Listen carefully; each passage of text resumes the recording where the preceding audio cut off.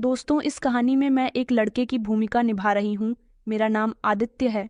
मेरे पिता ने उस समय विदेश जाने का फैसला कर लिया था जब मैं सिर्फ 6 साल का था। मेरी माँ बहुत ही सख्त बिहेवियर की औरत थी। वो हमेशा पिताजी से कहती रहती थी कि तुम मेरे पास मत बैठे रहा करो, जाओ और जाकर पैसे कमाया करो। हम लोग पहले बहुत गरीब हुआ करते थे और माँ हमेशा पिताजी को गरीब होने के ताने देती रहती थी। मेरे पिताजी जो अपनी पत्नी से बेहद मोहब्बत करते थे, उनकी बातों की वजह से एक दिन वो घर छोड़कर चले गए। फिर वो सारी जिंदगी पैसा कमाने के लिए दुबई चले गए। वहां पर उन्होंने बहुत मेहनत की। पिताजी की कुर्बानियों की बदौलत हमारे घर की गरीबी खत्म हो गई थी। पिताजी माँ को ढेर सारे पैसे कमाकर भेजा करते थे। माँ ने उन पैसों से सब कुछ बदल दिया था। वह बहुत खुश रहने लगी थी। मगर अब उनके पास दौलत थी, उनका पति नहीं था। हमने गांव वाला घर बेचकर शहर में एक नया घर खरीद लिया था जो बहुत ही बड़ा था, और एक बड़ी सी गाड़ी भी खरीद ली थी। और हर महीने मेरे पिताजी बहुत सारे पैसे हमें भेजते थे। उनकी मेहनत की बदौलत मेरी जिंदगी आराम से गुजरी थी। मैंने अपनी शिक्षा भी पूरी कर ली थी और कभी किसी तंगी का सामना नहीं किया था। फिर एक दिन ऐसा हुआ कि माँ इस दुनिया को छोड़कर चली गई। उन्होंने काफी कोशिश की कि उनका पति वापस आ जाए, वो एक बार उनको देख सके, लेकिन पिताजी ने उनको इतने ढेर सारे पैसे दिए थे कि जो शिकायत उनको हमेशा पिताजी से रहती थी, वो शिकायत अब खत्म हो चुकी थी। पिताजी कभी वापस नहीं आ सके। माँ के मरने पर भी वो वापस नहीं आए थे। शायद ये उनके रिश्ते की कड़वाहट थी जिसकी वजह से दोनों ने अपने दिल सख्त कर लिए थे। मुझे लगता है कि माँ को भी कोई अफसोस नहीं था और ना ही पिताजी ने कभी उनसे कोई गीला किया। उन्होंने अपनी मोहब्बत और रिश्ते को कुर्बान करके मेरी जिंदगी संवार दी। फिर मेरी शादी हो गई। मैंने अपनी मर्जी से मीनाक्षी को अपनी पत्नी बना लिया था। वो मेरी पहली और आखिरी मोहब्बत थी। उससे मेरी मुलाकात इसी शहर में हुई थी जहाँ पर हम रहते थे, और फिर मैं उसे शादी करके उसे अपने घर में ले आया था। पिताजी से हमेशा मेरी बातचीत होती रहती थी। पिताजी रोज मुझे वीडियो कॉल किया करते थे।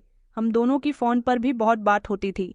जैसे ही मेरी शादी हो गई तो मैंने मीनाक्षी का फ़ोटो पिताजी को भेज दिया था। उन्हें मीनाक्षी बहुत पसंद आई थी और वो मेरी शादी से खुश थे। हम दोनों इसी घर में रहते थे जो पिताजी की कमाई से हमने शहर में बनाया था। शादी को लगभग 6 महीने गुजर गए थे जब पिताजी ने मुझे फ़ोन पर बताया कि वो रिटायर हो चुके हैं और अब वो वापस आकर हमारे साथ रहना चाहते हैं। पहले हम लोग गांव में रहा करते थे, लेकिन पिताजी की कमाई से हमने शहर में घर बनाया था और माँ की मौत भी उसी घर से हुई थी। मैंने सब कुछ पिताजी को बता दिया था और वीडियो कॉल पर मैं उनको सब कुछ दिखाता भी रहता था। जब ये बात मैंने मीनाक्षी को बताई कि मेरे पिताजी वापस आना चाहते हैं, तो पहले तो वह खामोश रही, लेकिन फिर कहने लगी कि वो कहाँ रहेंगे। मैंने हैरानी से उसकी तरफ देखा और कहा, हमारे साथ इस घर में रहेंगे और कहाँ रहेंगे? ये उनका घर है। इस घर के अलावा उनका और कोई भी ठिकाना नहीं है। अब तो माँ भी इस दुनिया में नहीं रही और गांव वाला घर हमने कई सालों पहले छोड़ दिया था। मेरी बात सुनकर मीनाक्षी के चेहरे पर अजीब सा एक्सप्रेशन उतर आए थे। उसने उसे भरे शब्दों में कहा कि देखो, मुझसे तुम्हारे बूढ़े पिता की सेवा नहीं होगी। जानते हो ना कि जब लोग बूढ़े हो जाते हैं तो उनकी आदतें बच्चों के जैसी हो जाती हैं, जिद्दी और नासमझ। मैंने उसके एक्सप्रेशन को इग्नोर करने की कोशिश की और उसे नरमी से समझाया, देखो, तुम्हें उनकी सेवा करने की ज़रूरत नहीं है, वो अपना काम खुद कर लेंगे। वैसे भी इस घर में काफ़ी सारी नौकरानियां हैं जो घर का काम करती है। लेकिन मीनाक्षी का बिहेवियर नरम नहीं हुआ था। वो कहने लगी कि पहले उनसे बात करके तो पूछ लो कि वो वहां से कुछ पैसे लेकर आ रहे हैं या फिर खाली हाथ ही आ रहे हैं। अगर उनके पास पैसे हैं तो ठीक है, मैं उनकी थोड़ी बहुत सेवा कर लूंगी, वरना तुम मुझसे कोई उम्मीद मत रखना। मीनाक्षी की ये बात सुनकर मैं गहरी सोच में पड़ गया था। मुझे ख्याल आया कि शायद वो ठीक कह रही है। दुबई में रहने वाले अक्सर अपने साथ काफी सारा पैसा लेकर आते हैं। पिताजी ने सारी जिंदगी दुबई में गुजार दी थी। शायद उन्होंने भी कुछ बचा लिया होगा। मैंने उसी समय पिताजी को फोन किया। पहले तो मैंने उनके हालचाल ली, उसके बाद हिचकिचाते हुए पूछा कि पिताजी, आप जब वापस आ ही रहे हो तो अपने साथ कुछ सेविंग्स वगैरह भी साथ ला रहे होंगे। मेरी बात सुनकर कुछ देर तक तो पिताजी खामोश रहे। फिर धीरे से कहने लगे कि बेटा, तुम्हें याद है ना कि हम कितने गरीब थे। मैं तुम्हारे बेहतर फ्यूचर के लिए यहाँ दुबई आ गया था। मैंने जो कुछ भी कमाया सिर्फ तुम्हारे लिए ही तो कमाया और तुम्हें भेज भी दिया। मेरे पास कुछ भी नहीं बचा। मैंने बेचैनी से कहा, लेकिन पिताजी, इतने सालों में आपने कुछ तो बचाया होगा। वो हंसने की कोशिश करते हुए बोले कि बेटा, बस इतना ही है कि टिकट के पैसे भी उधार लेकर वापस आ रहा हूँ। यूं समझ लो कि लूटे हुए सिपाही की तरह लौट रहा हूँ। पिताजी की ये बात सुनकर मेरा दिल बैठ सा गया था। मैंने फ़ोन पर उनसे कह दिया कि आप जल्दी से यहाँ आ जाइए, लेकिन अंदर ही अंदर मेरा दिल खट्टा हो गया था। मैं चाहने लगा था कि पिताजी के आने के बाद मुझे और ज़्यादा फ़ायदा होने लगे, मेरे पास और पैसा आ जाए, लेकिन ये जानकर कि वो खाली हाथ आ रहे हैं तो मुझे ऐसा महसूस होता था जैसे कोई उजली हुई सल्तनत का सुल्तान अपने घर वापस आ रहा हो। मीनाक्षी मेरी मोहब्बत थी, लेकिन शादी के बाद वो मेरे लिए एक अलग ही आजमाइश बन गई थी। वो अपनी डिमांड्स और ज़रूरत के मामले में कोई भी समझौता नहीं करती थी। हर समय उसे नए और ब्रांडेड कपड़े चाहिए होते थे। हमेशा महंगे सामान की ही मुझसे डिमांड करती रहती थी। बड़े बड़े परलौर में जाना उसका शौक था और भी उसकी बहुत सारी डिमांड थी जिनको पूरी करते करते मैं थक चुका था। मैं हमेशा उसे समझाने की कोशिश करता था कि वो सोच समझकर खर्चा किया करे, मगर वो तो मेरी बात का गलत मतलब निकालती थी और कहती कि मेरी जिम्मेदारियां पूरा करना तुम्हारा फर्ज है, मेरे खर्चे उठाना भी तुम्हारे लिए ज़रूरी है। मैंने तुम पर कोई बोझ नहीं डाला, मैं तुमसे सिर्फ वही मांगती हूँ जो कि मेरा हक है। उसकी ये जिद हर महीने मेरा बजट बर्बाद कर देती थी। मैं भी कंपनी में नौकरी करता था। हाँ, अच्छी पोस्ट पर था, इसलिए मेरी सैलरी सही थी, लेकिन अब पिताजी रिटायर्ड होकर यहाँ आ रहे थे। अब तो उनकी तरफ से पैसे आने भी बंद हो गए थे। अब मुझे और ज्यादा सोच समझकर चलना था, लेकिन मेरी पत्नी मेरी भी कोई बात सुनने के लिए तैयार नहीं थी। मेरी खुद की सैलरी भी इतनी थी कि मैं आराम से अकेला भी घर चला सकता था, लेकिन मेरी पत्नी की फजूल खर्ची ने मुझे परेशानी में डालकर रख दिया था। घर अपना था, गाड़ी भी अपनी थी और घर में 2 नौकरानियां भी मौजूद थीं। एक तो घर की सारी सफाई करती थी और दूसरा सिर्फ खाना बनाया करती थी, जो साफ सफाई करती थी। उसका नाम नीलम था और जो खाना बनाया करती थी उसका नाम चंपा था। मेरी पत्नी को ज्यादातर काम नीलम से ही होते थे, जो घर की साफ सफाई ही नहीं बल्कि बाहर के भी सारे काम करती थी। चंपा तो टाइम से आती थी और खाना बनाकर चली जाती थी, जबकि नीलम सर्दियों के इस मौसम में भी सारे काम से निपटने के बाद ही देर रात को सोने के लिए अपने कमरे में जाया करती थी। नीलम हमारे ही घर में रहती थी।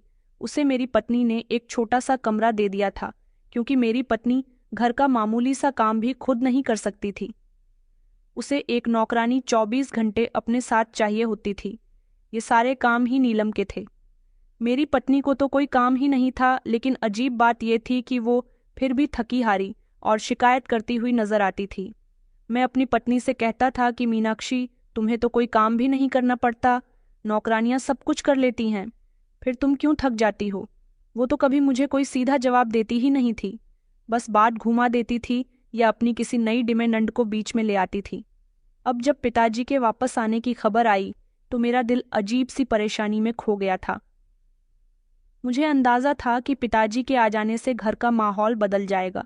मीनाक्षी वैसे भी छोटी छोटी बातों पर नाराज हो जाती थी और अगर पिताजी के आने से उसे कोई भी परेशानी हुई तो उसका सारा गुस्सा मुझ पर निकलेगा। मैंने खुद को बार बार यही कहते हुए पाया कि पिताजी को घर में ठहरना शायद ठीक नहीं होगा। अगर वो यहाँ आ गए तो रोज के लड़ाई झगड़ों की शुरुआत हो जाएगी। मीनाक्षी तो पहले ही बिहेवियर की अच्छी नहीं थी और पिताजी की मौजूदगी उसे और ज्यादा चिड़चिड़ा बना देगी। मैंने सोचना शुरू कर दिया कि पिताजी के लिए कोई और इंतजाम किया जाए। शायद उन्हें करीब में ही कोई किराए का घर देखकर वहां पर भेज दूं या फिर कोई और दूसरा रास्ता निकाल लूं। जिस दिन पिताजी को आना था उसी दिन से मेरी पत्नी का मूड खराब हो गया।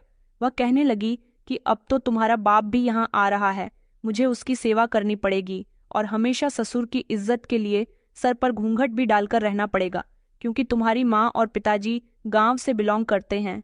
न गांव वाले लोग तो यही चाहते हैं कि बहुएं घूंघट डालकर बड़ों के सामने आया करें।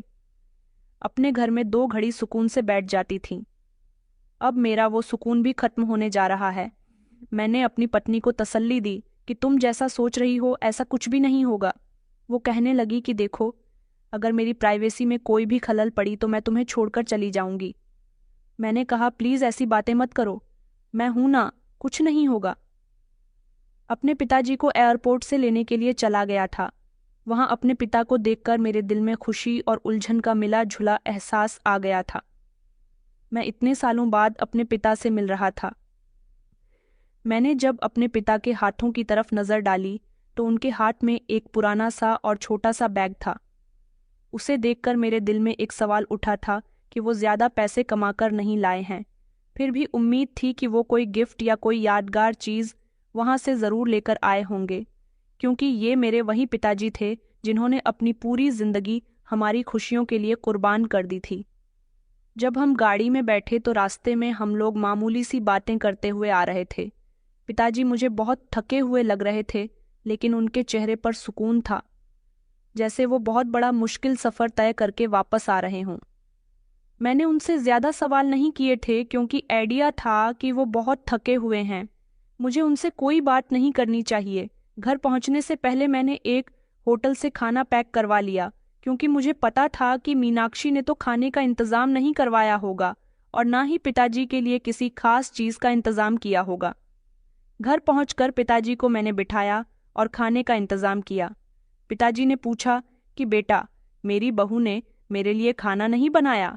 उनका सवाल मेरे दिल को कुछ अजीब सा लगा था, लेकिन मैंने मुस्कुराते हुए कहा कि नहीं पिताजी, उसकी तबीयत खराब है। वैसे भी वो अच्छा खाना नहीं बनाती, इसीलिए मैंने होटल से मंगवा लिया। पिताजी ने सर हिलाया और कुछ नहीं कहा। वो खाने में बिजी हो गए, लेकिन मैं उनकी खामोशी महसूस कर सकता था। मीनाक्षी जैसी थी, वो तो पिताजी के पास भी नहीं आई और ना ही उसने उनका आशीर्वाद लिया और ना ही हाल चाल पूछे। शाम के टाइम पर जब वो अपने कमरे से निकली तो सीधा पिताजी के पास आकर कहने लगी, आप तो हमारी शादी में भी नहीं थे, तो क्या आप मेरी मुंह दिखाई के लिए कुछ लाए हैं या नहीं? उसके इस अजीब से सवाल पर पिताजी हैरान रह गए, लेकिन पिताजी ने खामोशी से अपनी उंगली में पहनी आखिरी सोने की अंगूठी उतारकर उसे दे दी और कहा कि ये लो बेटा, इसे बेचकर अपनी पसंद की अंगूठी बनवा लेना।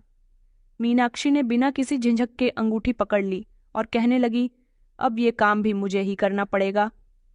चलिए, कोई बात नहीं, शुक्रिया, कहकर वो वहां से वापस अपने कमरे में चली गई थी। पिताजी ने मुझे देखा और कहा कि बेटा, मुझे मेरा कमरा दिखा दो, मैं बड़ी दूर से आया हूँ, थोड़ा आराम कर लूंगा। उनके इस सवाल ने मेरे दिल में एक अजीब सी बेचैनी पैदा कर दी थी, क्योंकि मैं पहले से ही फैसला कर चुका था कि पिताजी को वो वाला कमरा दे देता हूँ। जो कमरा नीलम के पास है, वो कमरा मैं पिताजी को दे देता हूँ। मेरा और मेरी पत्नी का कमरा फर्स्ट फ्लोर पर था। वहां और भी सारे कमरे थे, लेकिन पिताजी की मौजूदगी मीनाक्षी को पसंद नहीं थी, इसलिए मीनाक्षी को मैं इसी फ्लोर पर नहीं रख सकता था। छत पर एक छोटा सा टूटा फूटा कमरा बना हुआ था, वहीं पर नीलम रहती थी। मैंने झिझकते हुए कहा, पिताजी, आप छत पर नीलम के कमरे में रहेंगे। पिताजी को पता चल चुका था कि नीलम हमारे घर की नौकरानी है। मैंने कहा कि नीलम के कमरे के बाहर छोटा सा आंगन है, उसमें वो अपनी चारपाई पर सो जाएगी और आप उसके कमरे में सो जाना। पिताजी ने मुझे हैरानी से कहा कि बेटा, ये घर तो बहुत बड़ा है, मुझे छत पर जाने की क्या जरूरत है? यहाँ भी तो मुझे 4-5 कमरे दिखाई दे रहे हैं, इनमें से ही मेरे लिए कोई कमरा क्यों नहीं है? मैंने सफाई देने की कोशिश की कि पिताजी, बात यह है कि मीनाक्षी आपसे पहले से यहाँ पर अपने तरीके से रहती है। अगर आप घर में रहेंगे तो उसे अजीब लगेगा, इसलिए मैं आपको छत पर बने कमरे में भेज रहा हूँ। वहां आपको आराम मिलेगा और वहां नीलम भी आपका बहुत ख्याल रखेगी। मैंने ये सब बातें इस नियत से कहीं कि मामला किसी भी तरह संभल जाए, लेकिन मेरा आइडिया था कि मेरी बातें पिताजी को बुरी लग रही हैं। उनकी खामोशी और नज़रों में शिकायत साफ दिखाई दे रही थी, लेकिन वो कुछ नहीं बोले। मैंने उनका सामान उठाया और नीलम को दे दिया था। नीलम ने अपने कमरे में उनके सामान को सेट कर दिया था और उसने अपना बिस्तर बाहर आंगन में लगा लिया था। पिताजी चुपचाप अपने सामान के करीब बैठ गए थे और कमरे को गौर गौर से देखने लगे। उनकी आंखों में वो चमक नहीं थी जो मैं हमेशा से फोन पर देखता था। वो थके हुए लग रहे थे, शायद शारीरिक तौर पर भी और जज्बातों के तौर पर भी। नीलम ने उनके लिए पानी का ग्लास लाकर रख दिया था और कहा कि बड़े साहब, आप आराम से यहाँ आराम कीजिए, अगर कोई चीज़ चाहिए हो तो मुझे आवाज़ दे देना। पिताजी ने नीलम को मुस्कुराकर देखा और कहा, बेटा, तुम्हारा बहुत बहुत शुक्रिया। लेकिन उनके शब्दों में एक अजीब सा खालीपन था। वो शायद इस समय इस बात को समझने की कोशिश कर रहे थे कि उनके बेटे ने उनके लिए ये इंतजाम क्यों किया। रात को मैं अपने कमरे में गया तो मीनाक्षी ने ताने देते हुए अंदाज में कहा, क्या हुआ, आपके पिताजी को कमरा पसंद आया? मैंने उसे इग्नोर करने की कोशिश की, लेकिन वो अपनी बातों से बाज नहीं आई। कहने लगी कि मुझे पता था आपके पिताजी हमारी जिंदगी में दखल अंदाजी करेंगे। अब देखना, ये हर समय कुछ ना कुछ मांगते रहेंगे। उसकी बातें सुनकर मैंने खामोश रहना ही बेहतर समझा। वो कहते हैं ना कि एक चुप और 100 सुख। अब मैं अपने पिता की साइड लेता तो फिर मेरी पत्नी मेरा जीना दुश्वार कर देती, इसलिए पहले ही सीधी बात सीधे तरीके से कर दी थी। उस दिन सर्दी बहुत ज्यादा थी और हीटर के बिना गुजारा मुश्किल हो चुका था। घर के हर कमरे में हीटर चल रहा था, लेकिन पिताजी के लिए उनके कमरे में कोई भी हीटर नहीं था। ये फैसला मेरे और मीनाक्षी के बीच का था, क्योंकि हमारा उसूल था कि नौकरों को ऐसी फैसिलिटी नहीं देनी है जिनसे उनकी आदत बिगड़े और हमारा खर्चा बढ़े। लेकिन इस बार नीलम, जो हमारी नौकरानी थी, कुछ हिचकिचाते हुए मेरे पास आई और नरमी से बोली कि मालिक, मेरी आदत तो है सर्दी में रहने की। शायद आपके पिताजी को सर्दी बर्दाश्त नहीं हो रही, उनकी उम्र ज्यादा है और ये सर्दी उनके लिए ठीक नहीं है। आप उनके कमरे में हीटर लगवा देते तो ज्यादा अच्छा होता। उसकी बात सुनकर कुछ देर के लिए मैं खामोश रहा। एक तरफ वो गहराई से मुझे झंझोर रही थी, लेकिन दूसरी तरफ मुझे अपनी पत्नी के रिएक्शन का भी आइडिया था। जब मैंने मीनाक्षी से इस बारे में बात की तो उसका रिएक्शन बिल्कुल ही वैसा था जैसा मैंने सोचा था। वो गुस्सा करते हुए अंदाज में बोली, उनकी सर्दी के लिए तुम क्यों इतना परेशान हो रही हो? वहां कोई हीटर नहीं लगेगा। तुम्हें आइडिया भी है कि आजकल बिजली का बिल कितना ज्यादा आ रहा है। उसके शब्दों में सख्ती साफ नजर आ रही थी और मैं एक लम्हे के लिए घबरा गया था। मैंने नरमी से मीनाक्षी से कहा कि वो मेरे पिता हैं, उनकी उम्र ज्यादा है और वो बीमार पड़ सकते हैं। क्या हम कम से कम उनके लिए थिएटर का इंतजाम नहीं कर सकते? लेकिन वो सुनने के मूड में नहीं थी। उसने कहा कि तुम्हारे पिता की सर्दी के लिए हम अपना खर्चा क्यों बढ़ाएं? तुम्हें उनके बारे में इतनी फिक्र है तो उन्हें वापस उनके गांव भेज दो।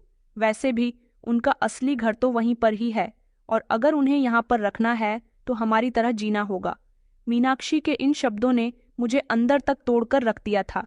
मैं अपने गुस्से पर बड़ी मुश्किल से कंट्रोल करते हुए कहने लगा कि मीनाक्षी, वो मेरे पिता है और मैं उनकी जिम्मेदारी लेने से पीछे नहीं हट सकता। लेकिन इसकी बातों ने मुझे समझा दिया था कि इस मामले को बढ़ाने से हमारे घर का सुकून और ज्यादा खराब होगा। पिताजी का ख्याल दिमाग में रखते हुए मैंने नीलम से कहा कि किसी तरह रात के समय बड़े साहब के लिए अंगीठी का इंतजाम कर दिया करो ताकि उन्हें ज्यादा सर्दी महसूस ना हो सके। ऐसा करना शायद मेरी कोशिश थी कि मैं अपनी जिम्मेदारी किसी हद तक तो निभा सकूं, लेकिन मेरा दिल जानता था कि मैं उनके लिए वो सब नहीं कर रहा था जो उन्हें चाहिए था। मुझे खुद पर शर्मिंदगी महसूस हो रही थी। पिताजी छत पर नीलम के कमरे में सर्दी बर्दाश्त करते रहे और मैं रोज उनको तसल्ली देने की कोशिश करता रहा। हकीकत ये थी कि हर बार उनकी नज़र मुझ पर पड़ती तो मुझे अपनी नाकामी और कमजोरी का एहसास होता था। उनकी आंखों में वो दर्द साफ दिखाई देता था जो मेरे फैसले की वजह से पैदा हुआ था। मैंने महसूस किया कि उनके साथ किया जाने वाला ये सलूक न सिर्फ उन्हें बल्कि मुझे भी अंदर से खोखला कर रहा था।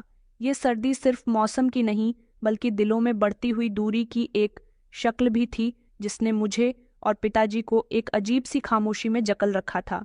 मेरे दिल में पहले पिताजी के लिए थोड़ी बहुत फिक्र जरूर थी, लेकिन मीनाक्षी ने मेरे कान इस तरह से भरने शुरू किए कि मैं धीरे धीरे बदलने लगा।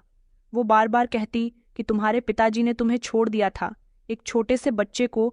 उस समय उन्हें एहसास क्यों नहीं हुआ था? अब तुम क्यों उनके लिए इतनी कुर्बानी दे रहे हो? ये बात ही मेरे अंदर जगह करने लगी। मैं चाहे दिल से ये सब गलत समझता था, लेकिन उसकी बातों का असर ऐसा था कि मैंने धीरे धीरे पिताजी का ख्याल रखना कम कर दिया था। दिन ब दिन मेरे अंदर की हमदर्दी खत्म हो गई थी और पिताजी की तरफ सिर्फ मेरा मामूली सा ही ध्यान जाता था। उनकी ज़रूरतें मैं इग्नोर करने लगा था। मैं अपने रोज़ाना के रवैये को ज़्यादा अहमियत देने लगा। मैं खुद को ये तसल्ली देता रहा कि शायद यही सब ठीक है, लेकिन दिल के किसी कोने में कमी मौजूद थी। एक रात सर्दी बहुत ज़्यादा थी। मैं अपने गर्म कमरे में हीटर के आगे अपनी पत्नी के साथ सो रहा था। अचानक मेरा फ़ोन बजना शुरू हो गया। पहले तो मैंने ध्यान नहीं दिया, लेकिन बार बार फ़ोन बजने की वजह से मेरी नींद खराब हो रही थी। मैंने आंखें खोलकर देखा तो नीलम मुझे बार बार फ़ोन कर रही थी। मुझे बहुत तेज़ नींद आ रही थी, इसलिए मैंने फ़ोन नहीं उठाया और उसे बंद करके सो गया। मैंने सोचा कि कोई मामूली सी बात होगी, सुबह को देख लूँगा। सुबह जब मैं जागा तो मैंने देखा कि नीलम की काफ़ी सारी कॉल्स थीं। मैंने सोचा कि शायद कोई छोटी सी बात होगी। मैं जल्दी से कमरे से बाहर निकला और सीधा छत की तरफ गया। वहां पहुंचा तो ये देखकर दंग रह गया कि कमरा खाली था और नीलम भी अपने बिस्तर पर मौजूद नहीं थी। पिताजी भी कमरे में नहीं थे। मेरे दिल में कई सवाल उभरने लगे। मैंने फौरन नीलम को फ़ोन मिलाया। काफ़ी देर तक तो उसका फ़ोन नहीं मिला था, लेकिन जब उसने कॉल रिसीव की तो वो कहने लगी कि रात को बड़े मालिक की तबीयत बहुत ज़्यादा ख़राब हो गई थी। उनकी हालत ऐसी नहीं थी कि इंतज़ार किया जा सके। मैंने रात के समय उन्हें अस्पताल ले जाना ज़्यादा बेहतर समझा। उसके शब्द में थकान और फिक्र का अंदाज था। मैंने झुंझलाकर कहा, तो तुमने मुझे क्यों नहीं बताया? वो कहने लगी कि मालिक, मैंने आपको बहुत बताना चाहा, मैं नीचे भी उतर कर आई थी। सोचा ज़ोर से दरवाज़ा बजाऊंगी तो मालकिन नाराज़ हो जाएंगी, इसलिए आपको फ़ोन करना ज़्यादा बेहतर समझा। मगर आपने फ़ोन उठाया ही नहीं, इसलिए मुझे खुद ही फैसला करना पड़ा। मैंने गुस्से से कहा कि अब तुम कहाँ हो, अस्पताल में हो? उसने मामूली सा जवाब दिया। कहने लगी कि नहीं मालिक, मैं बड़े साहब को लेकर गांव जा रही हूँ। उनका कहना है कि वो यहाँ पर नहीं रहना चाहते, वो अपने गांव जाना चाहते हैं। उनकी तबीयत बहुत खराब है और वो वहीं पर जाना चाहते हैं। नीलम की बात सुनकर मैं हैरान रह गया। मैंने सख्ती से कहा कि तुम्हारे दिमाग में ये बात कहाँ से आई कि तुम मेरे पिता को लेकर गांव चली जाओ, लेकिन उसने मेरी कोई बात सुने बिना फ़ोन काट दिया। दोबारा उसका फ़ोन मिला ही नहीं। मुझे गुस्सा तो बहुत आया। मैं सिर्फ उसको कॉल ही लगा सकता था, क्योंकि वो कौन से गांव में रहती थी ये मुझे नहीं पता था, क्योंकि कई बार जब वो अपने गांव गई थी तो उसने हमें अपने गांव का नाम और पता नहीं बताया था। हैरानी की बात ये थी कि नीलम मेरी इजाज़त के बिना मेरे पिताजी को अस्पताल ले गई थी, लेकिन फिर वो खुद भी वापस नहीं आई। ये बात जब मेरी पत्नी को पता चली तो उसका अंदाज मेरी उम्मीद से बिल्कुल अलग था। वो कहने लगी कि नीलम ने अच्छा ही किया। ऐसा समझो कि नीलम ने हम पर बहुत बड़ा एहसान किया। वैसे भी तुम्हारे पिता के पास कुछ था ही नहीं, न पैसा न ठिकाना, अभी तो ठीक ठाक थे। कल को अगर बीमार पड़ जाते तो उनके अस्पताल का खर्चा कौन उठाता? उसके शब्दों में कोई हमदर्दी नहीं थी। वो बात को ऐसे सुना रही थी जैसे पिताजी का जाना बहुत बड़ी खुशखबरी है। उसने कहा, मैं वैसे भी नीलम को भी नौकरी से निकालना चाहती थी। अच्छा ही हुआ वो भी उनके साथ ही चली गई। कई दिनों से वो ठीक से कोई काम भी नहीं कर रही थी। अच्छा हुआ कि 172 मुसीबतें टल गईं। मीनाक्षी की बातें मेरे दिल पर अजीब असर कर रही थीं। एक तरफ मुझे भी लगता था कि वो ठीक कह रही है। पिताजी को इस घर में रखने से सच में खर्चा बढ़ रहा था और उनकी देखभाल करना भी मेरे लिए मुश्किल होता जा रहा था। मैंने सोचा कि शायद पिताजी ने नीलम के साथ कुछ जाने का फैसला किया होगा। अगर उन्हें कुछ परेशानी थी तो वो मुझसे बात कर सकते थे। आखिर मैंने उन्हें घर से निकाला तो नहीं था, वो तो खुद ही गए थे, तो फिर मैं क्यों खुद को कसूरवार समझूं और उनके लिए परेशान हूं? मीनाक्षी की बातों ने मेरे दिल से शव को खत्म कर दिया था। अब मैंने खुद को समझा लिया कि पिताजी का यहाँ से जाना ही बेहतर था। अगर वो यहाँ रहते तो शायद परेशानियां पैदा हो सकती थीं, खर्च बढ़ जाते और मेरी पत्नी के साथ भी मेरे हमेशा लड़ाई झगड़े रहते। मुझे पिताजी पर बहुत गुस्सा आता था। यहाँ से अपनी मर्जी से जा चुके थे, अब मुझे उनकी फिक्र नहीं करनी थी। मेरी पत्नी मुझे तसल्ली देती थी कि अब तुम्हें उनके बारे में ज़्यादा सोचने की ज़रूरत नहीं है, वो अपनी ज़िंदगी का फैसला कर चुके हैं। अब तुम्हें अपना और अपना घर देखना चाहिए। मीनाक्षी की बातों में ऐसे खुदगर्जी थी जो मुझे भी ठीक लगने लगी। मैंने सर हिलाया और मीनाक्षी की बातों को दिल से एक्सेप्ट कर लिया। अब तो मैं पूरी तरह से फ्री हो गया था। मुझे पिताजी के लिए परेशान भी नहीं होना था और खर्चों से भी बेफिक्र हो गया था। जब मेरे पिताजी मेरी ज़िंदगी से चले गए तो शुरू में मुझे किसी चीज़ की कोई परेशानी नहीं हुई। वो मेरी ज़िंदगी का हिस्सा कभी बने ही नहीं थे, इसलिए उनका मेरी ज़िंदगी में शामिल ना होना मेरे लिए कोई मतलब नहीं रखता था। मेरी ज़िंदगी पहले जैसी होती गई। मैं जैसे पहले ऑफिस जाया करता था और अपनी पत्नी के ख्वाहिशों को पूरी करता रहता था और ज़िंदगी गुजारने की कोशिश करता था। लेकिन कुछ ही महीनों के अंदर मेरी जिंदगी बदलनी शुरू हो गई। एक दिन ऑफिस में मुझे बुलाकर बताया गया कि मेरा काम अच्छा नहीं चल रहा, इसलिए मुझे डिमोशन दे दिया गया। इस खबर ने मुझे परेशान कर दिया था। मेरे बॉस ने साफ साफ कहा कि तुम्हारा काम अब पहले जैसा नहीं रहा। अगर अगले साल तक तुमने अपनी परफॉर्मेंस अच्छी नहीं की तो मुझे तुम्हें नौकरी से निकालना पड़ सकता है। ये सुनकर मेरे पैरों तले से जमीन निकल गई थी। ये नौकरी मेरी जिंदगी की बुनियाद थी। इसी से ही तो मेरा घर चल रहा था, बल्कि मेरी पत्नी की सारी ख्वाहिशें भी इसी से पूरी हो रही थीं। मैं दिन ब दिन परेशान होता रहा। वक्त इसी तरह से गुजरता गया, लेकिन मेरी कोशिशों के बावजूद भी मेरे ऑफिस का काम बेहतर न हो सका। आखिरकार मुझे नौकरी से निकाल दिया गया था। ये खबर सुनकर मेरी पत्नी का मूड पूरी तरह से बदल गया था। मैंने उसको बताया कि मैं बेरोजगार हो चुका हूँ, तो उसको मुझसे कोई हमदर्दी न हुई थी। उसने कहा कि मुझे इस बात से कोई मतलब नहीं। मैंने तुमसे शादी सिर्फ तुम्हारे पैसों के लिए की थी, वरना तुम्हारे पास तो तुम्हारा कुछ भी नहीं है। ये शब्द मेरे दिल को खाली कर रहे थे, लेकिन फिर भी मैं खामोश रहा। मीनाक्षी अपनी जिंदगी को जीने वालों में से थी, जो न सिर्फ अपनी खुशियों और ज़रूरतों की फिक्र करती थी, चाहे दुनिया इधर से उधर हो जाए। उसने कभी मेरी परेशानियों को अपनी जिंदगी का हिस्सा नहीं समझा। मैंने छोटी छोटी नौकरियां करनी शुरू कर दी, लेकिन ये नौकरी मेरी पुरानी नौकरी जैसी नहीं थी, जहां मुझे बहुत सारी फैसिलिटी और अच्छी सैलरी मिलती थी। उन नौकरियों से मेरी आमदनी बहुत कम थी और मेरी पत्नी की ख्वाहिशें पूरी करना मेरे लिए मुश्किल होता जा रहा था। कई साल इसी हालत में गुजर गए, जो मैंने बहुत परेशानी और फाइनेंशियल परेशानियों में गुजारे। मेरे पास सेविंग्स भी खत्म हो चुकी थीं। मैं दिन ब दिन परेशान होता जा रहा था। एक दिन मैं थका हारा काम से वापस आया तो घर की हालत देखकर मैं हैरान रह गया था। हर तरफ गंदगी का ढेर लगा हुआ था, जैसे यहाँ कोई औरत रहती ही नहीं है। मैंने मीनाक्षी से कहा कि घर की ये क्या हालत बना रखी है, सफाई क्यों नहीं करती? उसने लापरवाही से जवाब दिया, अब घर में कोई नौकरानी नहीं है, सबको पैसे चाहिए तभी वो काम करेंगी। मैंने गुस्से से कहा, अगर घर में नौकरानी नहीं है तो तुम साफ सफाई कर लो। लेकिन मीनाक्षी ने साफ इनकार कर दिया। उसने कहा, मैं ये सब नहीं करूंगी, मुझे ये सब करने की आदत नहीं है, तुम किसी नौकरानी का इंतजाम करो। मीनाक्षी ने मुझे बहुत तंग करके रख दिया था। मुझे महसूस हुआ उसकी नज़रों में मेरे लिए कोई इज्जत या मोहब्बत बाकी नहीं रही थी। वो सिर्फ अपने आराम के बारे में ही सोचती रहती थी और मेरी मुश्किलों के बारे में सोचने की जरा भी कोशिश न करती थी। मैं इस नतीजे पर पहुंच चुका था, अगर मैंने जल्द ही कोई अच्छी नौकरी तलाश नहीं की तो मीनाक्षी मुझे छोड़कर चली जाएगी। उसके रिएक्शन से ये सब जाहिर हो रहा था कि वो इस रिश्ते को सिर्फ इस समय तक निभाएगी जब तक कि उसकी सारी डिमांड्स पूरी होती रहेंगी। मुझे अपनी जिंदगी के इस मोड़ पर यह एहसास हुआ कि मैंने अच्छी औरत से शादी नहीं की, ये कभी भी मेरा साथ छोड़ देगी। मेरे दोस्त ने मुझे एक नौकरी के बारे में बताया था। वो नौकरी शहर के नए 5 स्टार होटल की थी। मुझे उम्मीद थी कि शायद यहाँ मुझे नौकरी मिल जाएगी। मैंने पहले भी होटल मैनेजमेंट में काम किया था और सोचा था कि एक्सपीरियंस होने के बावजूद इस होटल में कुछ अच्छा मौका मिल सकता है।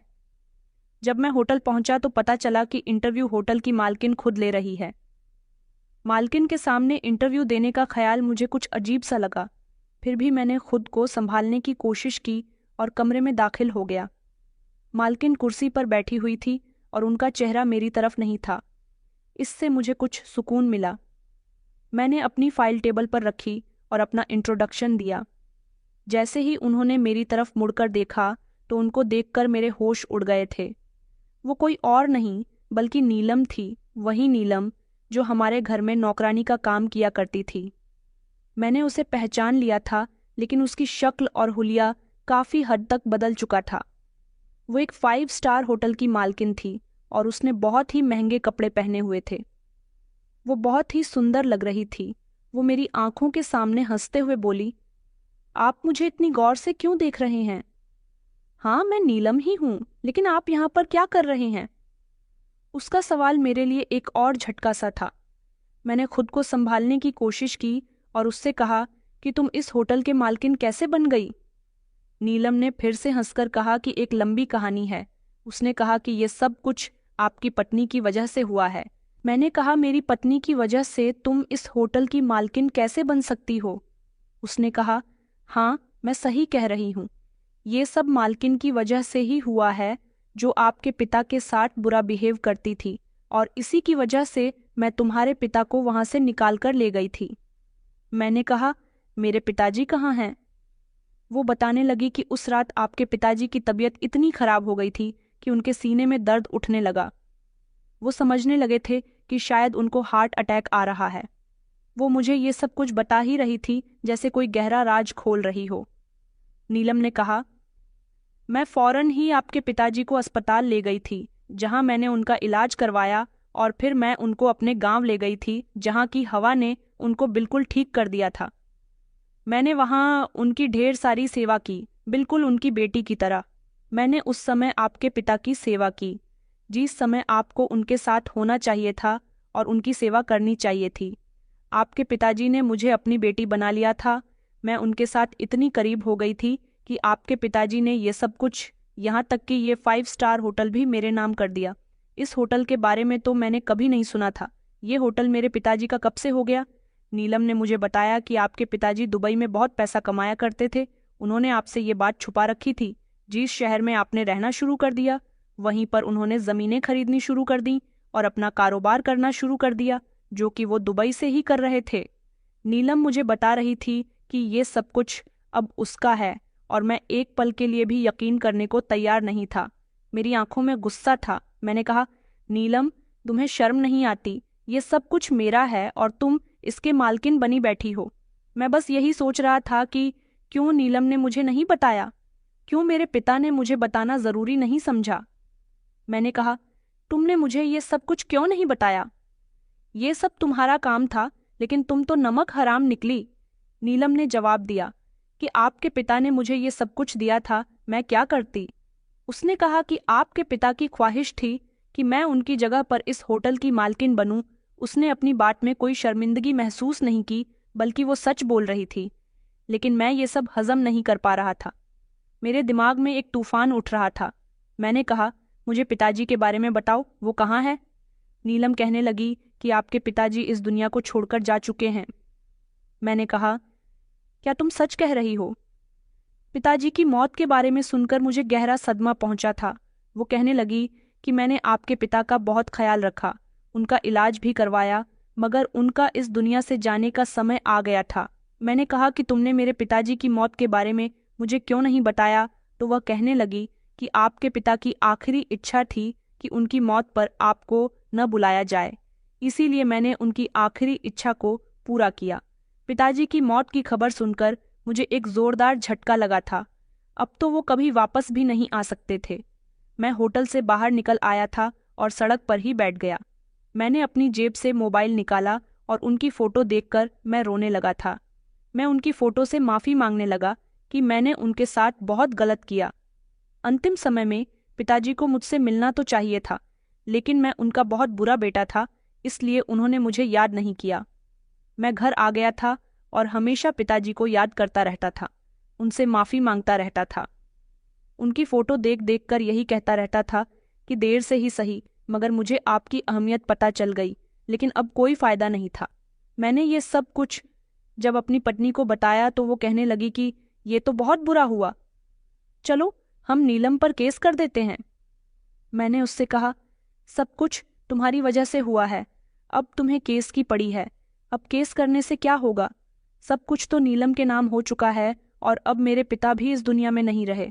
मेरी बातों में बेहद गुस्सा था, क्योंकि मेरी पत्नी भी इस समय मेरी परेशानी का हिस्सा थी। मीनाक्षी का रिएक्शन मेरे लिए एक और बड़ी परेशानी का हिस्सा था। उसने मुझ पर इल्ज़ामों की बौछार कर दी और मैं खामोश रहकर उसकी सारी बातें सुनता रहा।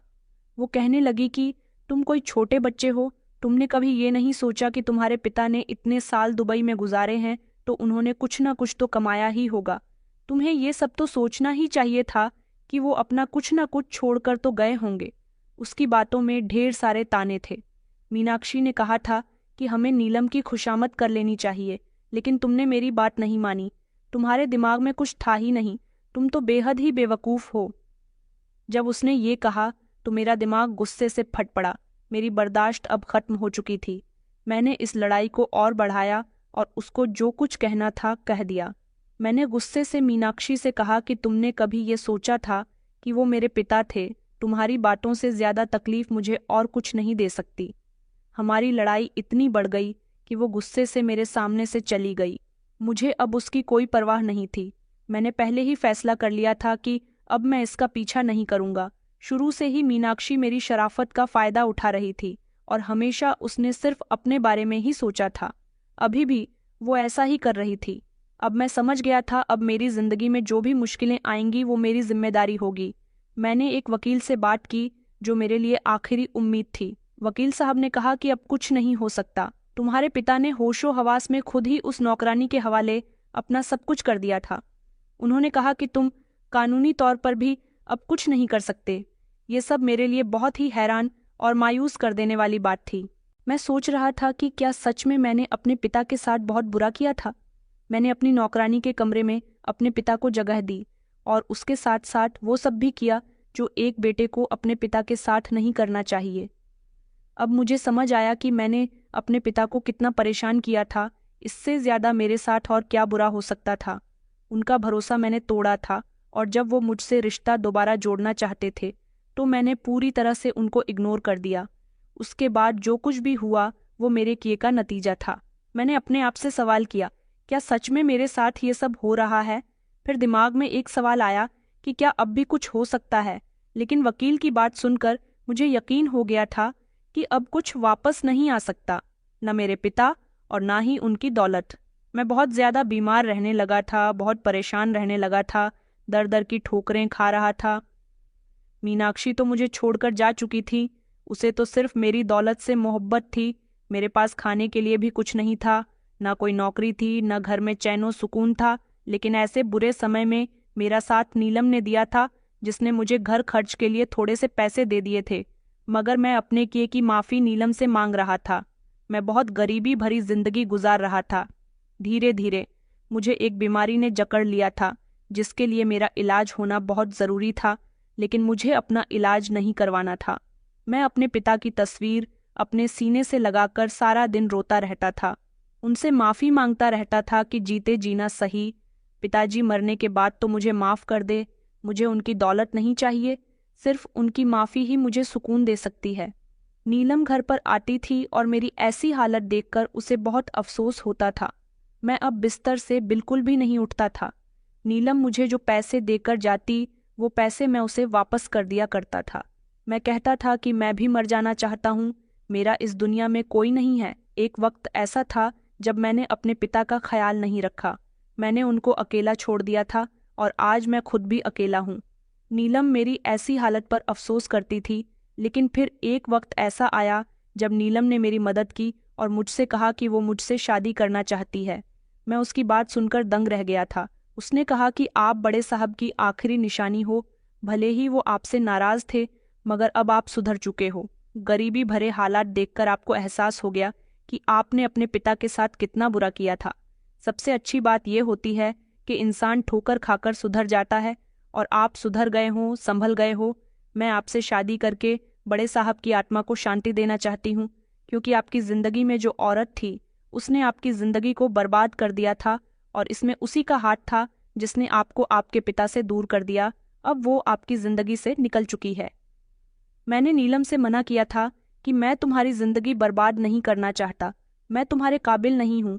मगर वो नहीं मानी और कहने लगी कि आप बड़े साहब के बेटे हो और आपका ख्याल रखकर मुझे बहुत खुशी मिलेंगे। एक पत्नी बनकर मैं आपकी सारी जिंदगी सेवा करूंगी। मुझे अपने पिता पर बहुत गर्व महसूस हुआ था, जिन्होंने नीलम को अपना सब कुछ सौंप दिया था। शायद नीलम जैसी इंसान ये सब डिजर्व करती थी।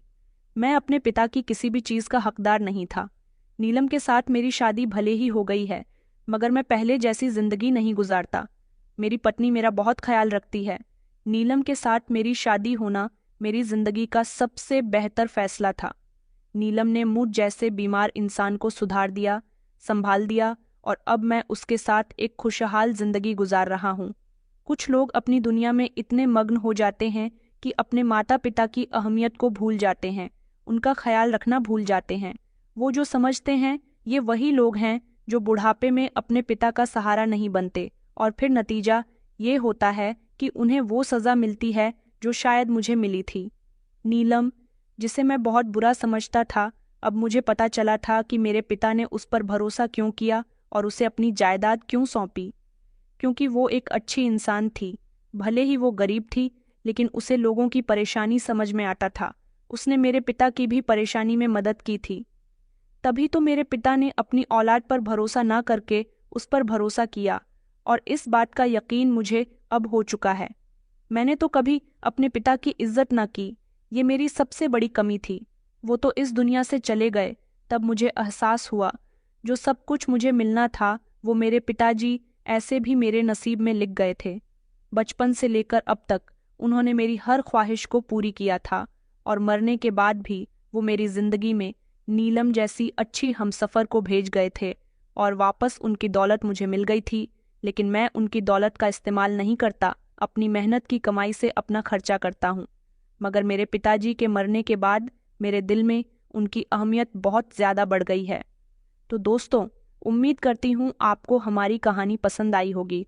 कहानी पसंद आई है तो वीडियो को लाइक करें। चैनल पर नए हैं तो चैनल को सब्सक्राइब करें। धन्यवाद।